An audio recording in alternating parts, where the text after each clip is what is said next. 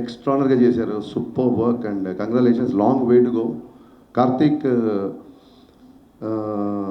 గురించి స్పెషల్గా మాట్లాడాలి. ఎందుకంటే తను నీ గురించి మాట్లాడడానికి ఒక చిన్న సందర్భం ఉంది, చెప్తాను నీకు.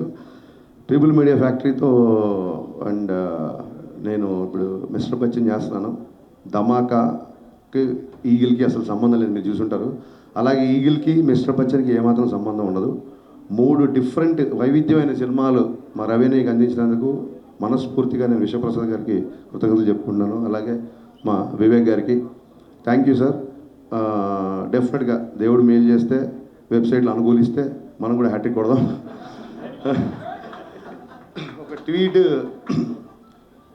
నాకు సినిమా చూసిన తర్వాత, అంటే మేము షూటింగ్లో ఉన్నాం కదా, సినిమా చూడలేదు, నైట్ సినిమా చూసాం. అందరిలాగే నేను కూడా సోషల్ మీడియాలో ఏంటి సినిమా అని చూస్తుంటే లవ్ స్టోరీ లేదు అని ఎక్కడో ట్వీట్ చూశాను. నేను లవ్ స్టోరీ ఇంకా బాగా చేయొచ్చు, ఈ లవ్ స్టోరీ ఇంకా బాగా చేయాలో అదేదో అన్నారు. నాకు అనిపించింది, ఇప్పుడు ఏమైనా టైటిల్ ఏమైనా ప్రేమ పావురాలు అని పెట్టారా దీనికి? మన లవ్ స్టోరీ ఎక్స్పెక్ట్ చేయడానికి ప్రేమ పావురాలు, ప్రేమ పంజరం, ప్రేమాలు ఏమైనా పెట్టామా టైటిల్? తుపాకీ పట్టుకొని అంత గడ్డం పెంచుకొని షూట్ చేసుకుంటూ వెళ్తుంటే ఇంత లవ్ స్టోరీ ఎక్స్పెక్ట్ చేసామంటే ఏంటి అసలు నాకు అర్థం కాలే. బేసిక్గా మీరు అంటే ఇప్పుడు ఏం మాట్లాడినా మళ్ళీ ఏమవుతుందంటే మళ్ళీ కాంట్రవర్సీ, అలా అన్నాడు ఇది అన్నాడు అని ఇవన్నీ అనుకుంటారు. మీరు అనుకోవడం మానరు, నేను అండం మాను, సరిపోతుంది అలాగా.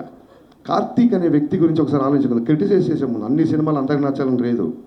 చాలామంది నా దగ్గరకు వచ్చి, సార్ మీ గబ్బర్ సింగ్ అంటే మీ మిరప కంటే షాక్ నచ్చింది అంటుంటారు. ఏం మాట్లాడాలి, నేను తెల్లమో వేసుకొని నిలబడతా. నీలాంటి వాళ్ళు ఆ రోజు స్టేట్ అంతా ఉంటే బాగుండు అనుకుంటా. అన్ని సినిమాల్లో అందరికీ నచ్చాలని రూల్ లేదు. ఈగల్ బాగా నచ్చిన వాళ్ళు ఉండొచ్చు, నచ్చిన వాళ్ళు ఉండొచ్చు, ఎలా ఉండొచ్చు. But should understand one thing, criticise చేసే ముందు తను ఒక ఎక్స్ట్రానరీ కెమెరామెన్. కార్తీక్ గడ్డం అనే వ్యక్తి ఒక ఎక్స్ట్రానరీ కెమెరామెన్, చాలా కంఫర్టబుల్. అతను కనుక సినిమాటోగ్రఫీ చేయాలనుకుంటే చేతిలో 10 సినిమాలు ఉంటాయి ఎప్పటికీ. నాకు తెలిసి చాలామంది నా దగ్గరకు వచ్చి, మా అసిస్టెంట్స్ లేకపోతే యంగ్స్టర్స్ వచ్చి కథలు చెప్తే మేము డైరెక్షన్ చేద్దాం అనుకున్నప్పుడు కెమెరా అంటే కార్తీక్ కావాలి సార్ ఇంతమంది చెప్పారు నా దగ్గర.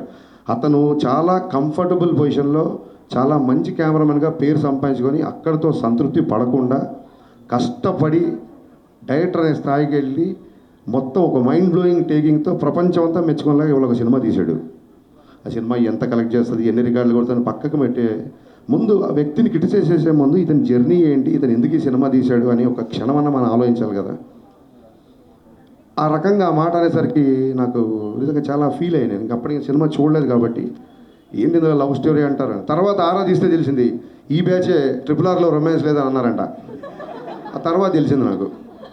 తర్వాత ఎవరు ఈ తాలూకు వ్యక్తి అంటే తర్వాత అని చెప్పారు.